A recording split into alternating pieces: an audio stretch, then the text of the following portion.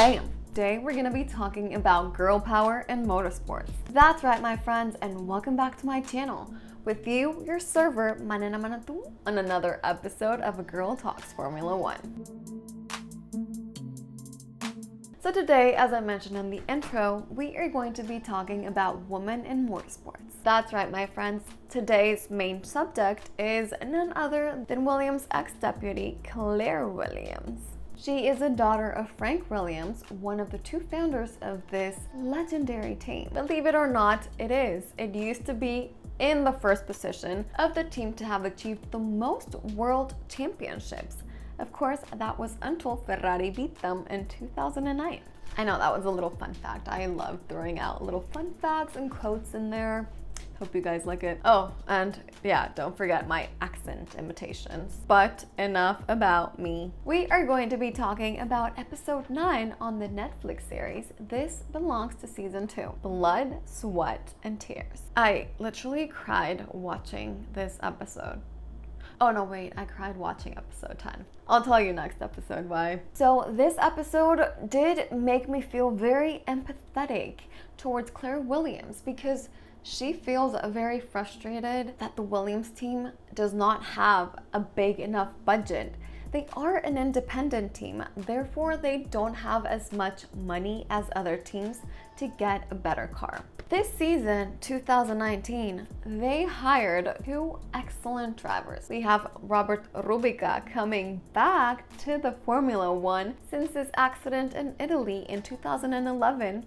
And we have newcomer George Russell, which is an up-and-coming driver. Even Toto Wolff himself thinks that he definitely will get to become the world champion, when he goes to Mercedes. That's the thing. Claire Williams is tired of nurturing drivers and forming them for them to eventually end up abandoning the team and moving on to a different team. The episode actually starts with Claire Williams saying how much she loves Silverstone and that she wants her ashes buried there. That her father does too, and that most of her family members. This was, well, kind of a freaky remark if you ask anybody that doesn't know about the Williams family.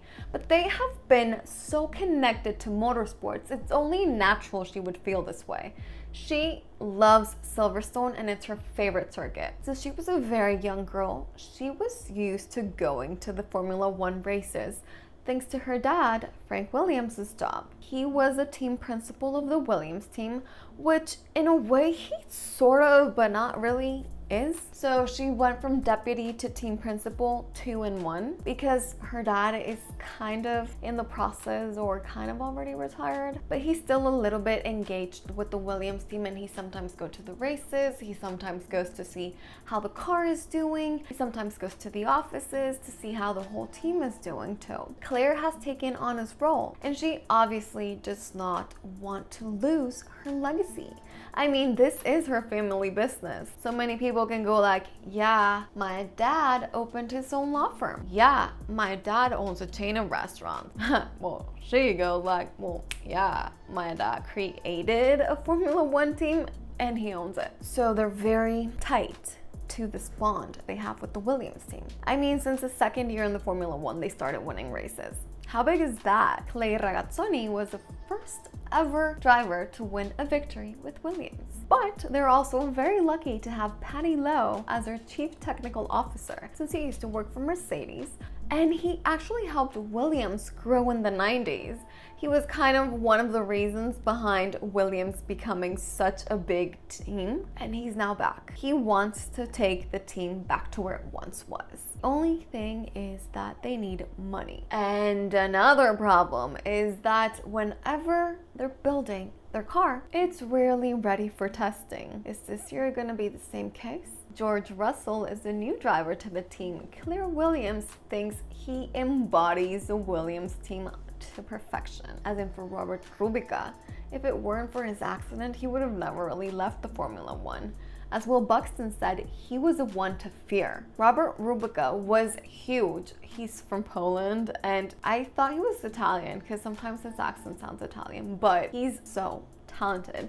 And I love this combo of the Williams drivers because we have George Russell, who's like super young, and then we have Robert Kubica, who's very experienced and more of a veteran. So, you know, you have like the teacher and the student. This is like epic. And that's exactly what Claire Williams wants to do with George. Just like Christian Horner wants to do with Max. They want to train them to become world champions. But is George going to be able to do with the Williams team? And then Claire Williams tells us that Formula One cars are extremely complex. In their case, they manufacture over 20,000 parts. So then here, we're still in an era pre-COVID. So they have 8 full days for testing where they can see what's wrong with the car, how the drivers are getting on with the car, what's missing and what's not.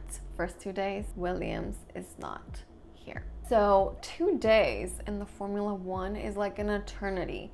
If 1 second extra in the boxes is a lot, now imagine what 2 days can do to you.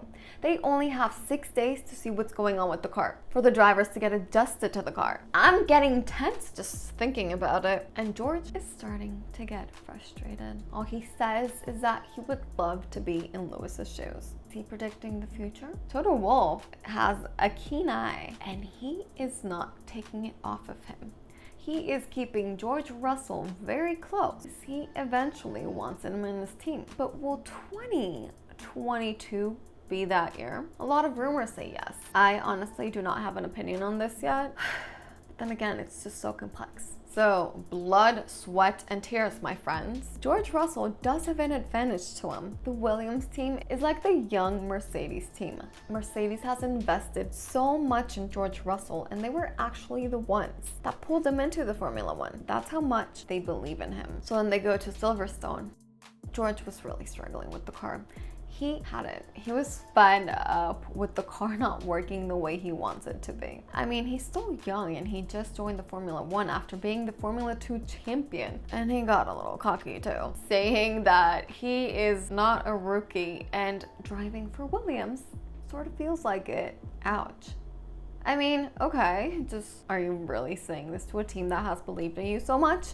Claire Williams does not want to let George Russell go. She is going to do whatever it takes to give her drivers whatever they need to succeed. She wants to have a world champion in Williams again. She feels the pressure, but she also doesn't want to lose it. She said that Williams is going to be in the Formula One for a long time, and it is not going to disappear anytime soon. That's why they sold it. I mean, in 2020. That was kind of mean. Anyway, thank you guys so much for watching and for reaching all the way to the end of the video. If you liked it, don't forget to give it a thumbs up, subscribe, or comment down below. What do you think? Does George really have world champion potential? And see you again next week on another episode of A Girl Talks Formula One.